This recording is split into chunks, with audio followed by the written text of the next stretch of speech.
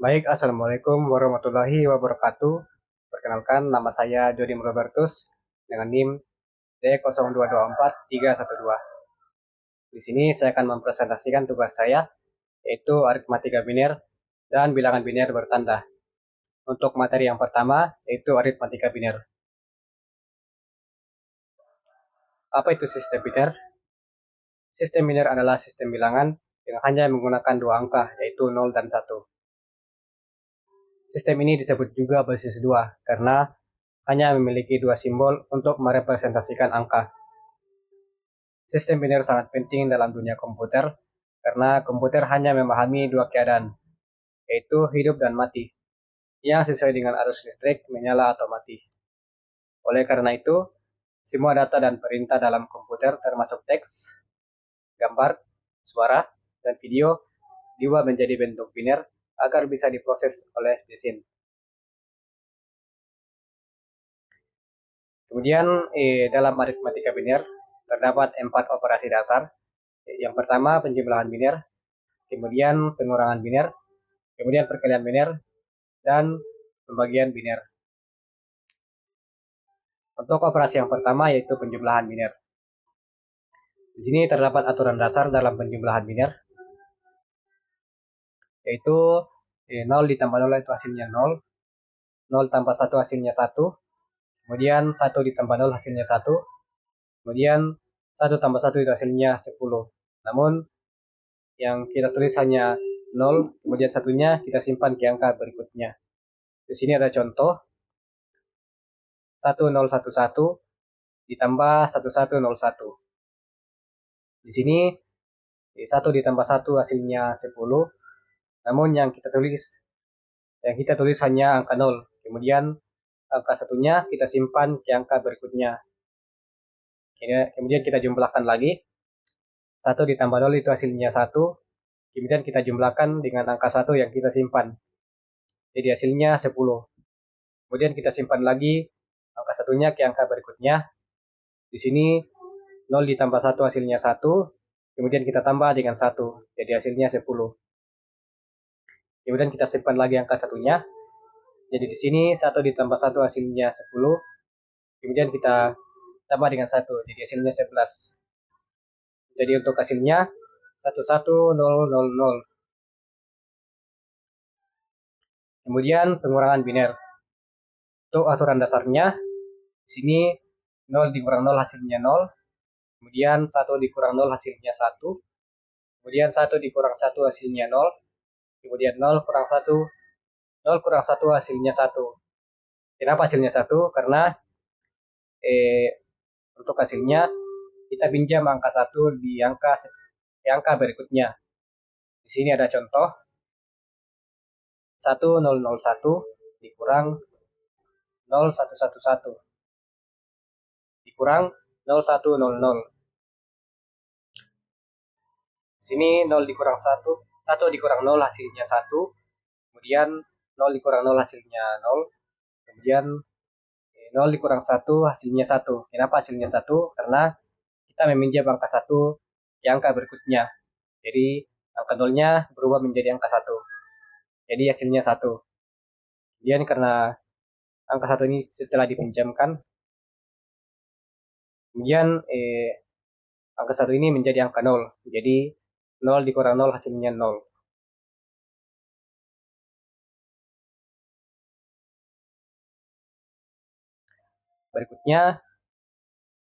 Berikutnya perkalian biner. Untuk aturannya sama seperti perkalian bilangan desimal, yaitu 0 kali 0 hasilnya 0, 0 kali 1 hasilnya 0, 1 kali 0 hasilnya 0, kemudian 1 kali 1 hasilnya 1. Di sini ada contoh 101 dikali 11. Kita kalikan 1 kali 1 hasilnya 1, kemudian 1 kali 0 hasilnya 0, kemudian 1 dikali 1 hasilnya 1, kemudian 1 kali 1 hasilnya 1, dan 1 kali 0 hasilnya 0, dan 1 kali 1 hasilnya 1. Kemudian kita jumlahkan, di sini turun 1, kemudian 0 tambah 1 hasilnya 1, 1 tambah 0 hasilnya 1, dan turun 1. Berikutnya adalah pembagian biner. Mirip dengan pembagian desimal, tetapi menggunakan logika biner. Sini ada contoh, 110 dibagi 10, itu hasilnya 11. Kemudian kesimpulan untuk materinya, aritmatika biner merupakan dasar dari sistem perhitungan dalam dunia komputer dan digital. Sistem ini hanya menggunakan dua angka, yaitu 0 dan 1, untuk merepresentasikan logika dasar on dan off. Operasi dasar penjumlahan, pengurangan, perkalian, dan pembagian biner memiliki aturan yang sederhana, namun sangat penting untuk pengolahan data dalam komputer. Pemahaman tentang aritmatika biner sangat penting bagi siapa saja yang mempelajari informatika, teknik komputer, dan bidang teknologi lainnya. Sekian untuk materi yang pertama, kita lanjutkan ke materi yang kedua. Baik, materi berikutnya adalah bilangan biner bertanda.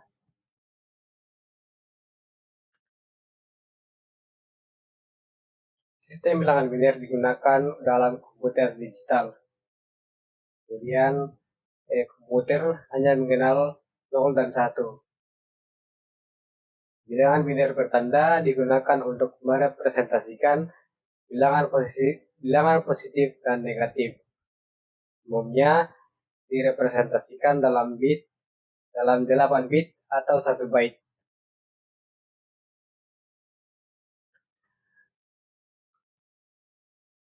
Kemudian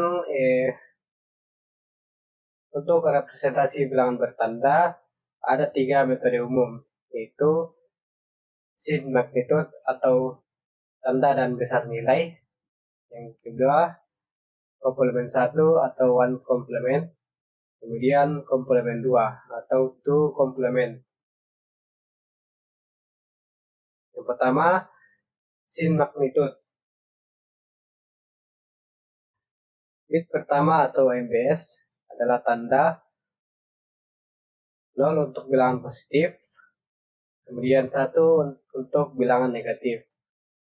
7 bit sisanya adalah nilai absolut bilangan. Contoh di sini untuk positif 5 bentuk binernya 0000101. Kemudian untuk minus 5, untuk negatif 5 itu sama dengan 1000101. Yang kedua, komplement 1 atau one complement. Bilangan negatif diperoleh dengan membalik semua bit bilangan positif. Di sini untuk positif 5 itu sama dengan 0000101. Kemudian untuk negatif atau komplementnya itu 1111010. Kemudian namun ada masalah pada komplement 1 ini, yaitu ada 2 representasi untuk 0, yaitu positif 0 dan negatif 0.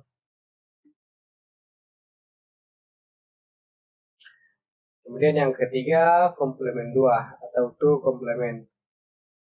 Bilangan negatif diperoleh dengan membalik semua bit bilangan positif lalu ditambah 1. Sini contohnya untuk positif 5 sama dengan 0000101. Kemudian kita balik bitnya menjadi 1111010. Kemudian kita tambah 1. Jadi untuk hasil akhirnya 1111011. Nah, jadi keunggulan dari metode komplement 2 itu hanya ada satu representasi untuk 0. Kemudian di sini ada perbandingan untuk ketiga metode tersebut.